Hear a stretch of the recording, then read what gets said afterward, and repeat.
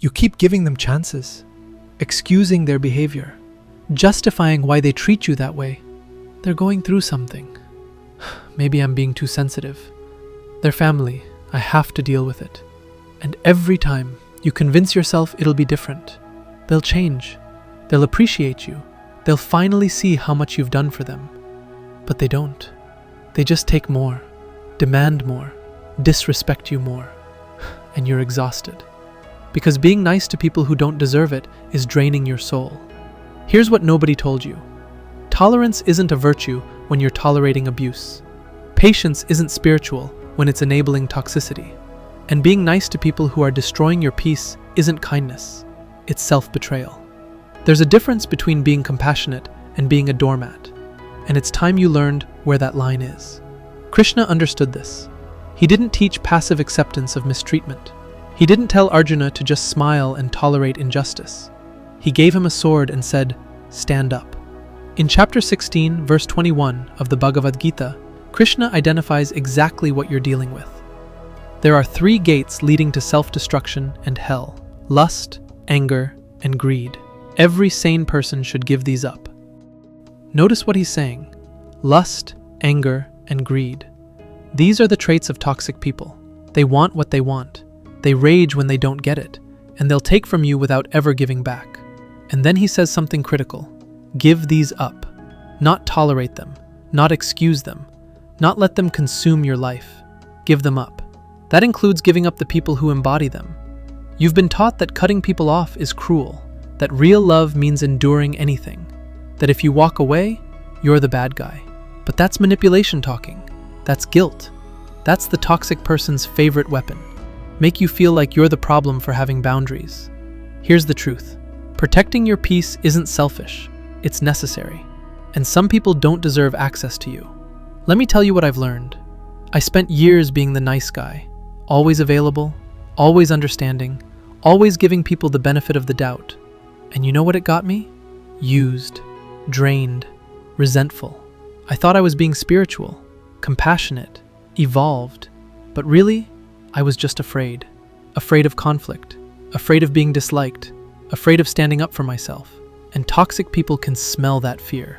They know exactly who they can manipulate, who won't push back, who'll keep forgiving no matter how many times they cross the line. That was me, and maybe that's you right now. But here's what changed everything. I realized that every time I said yes to them, I was saying no to myself. Every time I tolerated their disrespect, I was disrespecting myself.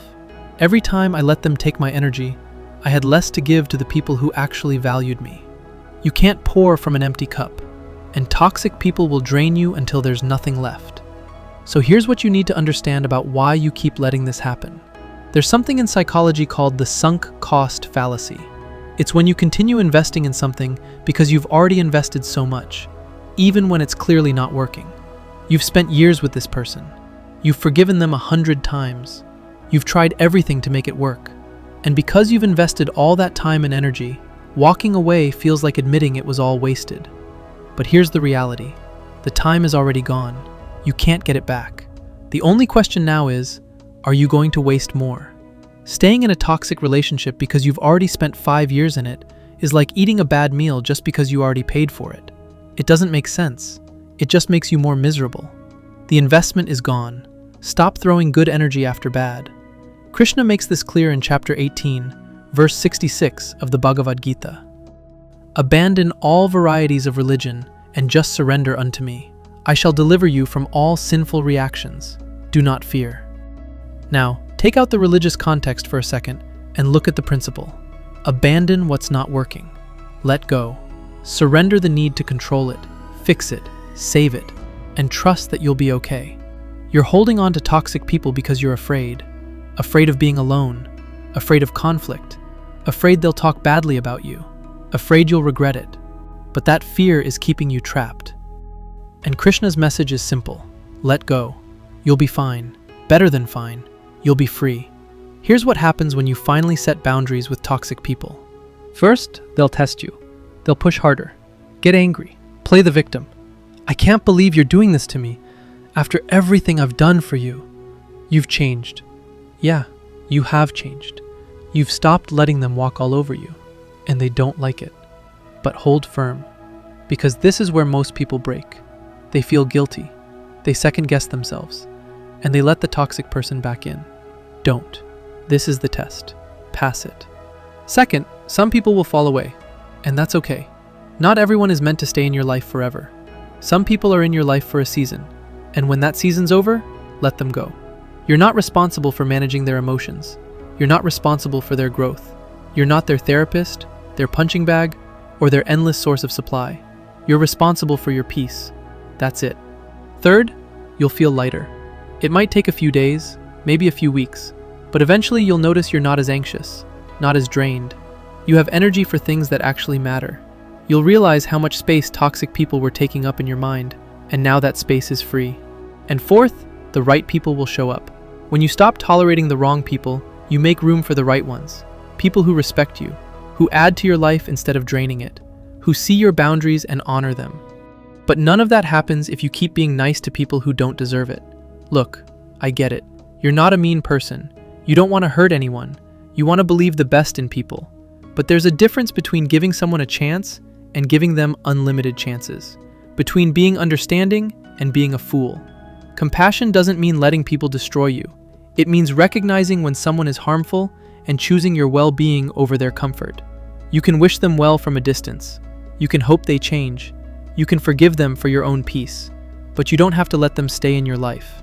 Forgiveness doesn't require reconciliation. You can forgive and still walk away. So here's what you do. Identify the person. You already know who it is. You've known for a while. That person who always makes you feel small, who takes but never gives, who crosses your boundaries and then makes you feel bad for having them. Name them in your mind right now. Next, set a boundary. Not a soft one, a real one. I'm not available for this anymore. I need space.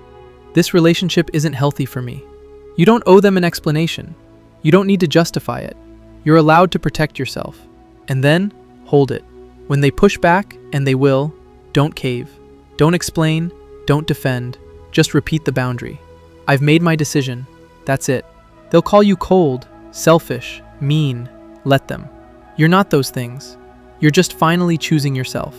And if that makes you the villain in their story, so be it. Krishna didn't teach doormat spirituality. He taught self-respect, boundaries, the wisdom to know when to fight and when to walk away. And right now, walking away from toxic people isn't giving up. It's leveling up. Your peace matters. Your energy matters. Your mental health matters. And no relationship is worth sacrificing those things. So stop being nice to people who are killing your spirit. Stop excusing behavior you'd never tolerate from anyone else. Stop giving chances to people who've already shown you exactly who they are. Believe them and act accordingly. You deserve people who see your value, who respect your boundaries, who show up for you the way you show up for them. And the only way to find those people is to stop wasting time on the ones who don't. Let them go and watch how your life changes. If this hit you, if you know exactly who you need to distance yourself from, drop a comment. Tell me what boundary you're setting today.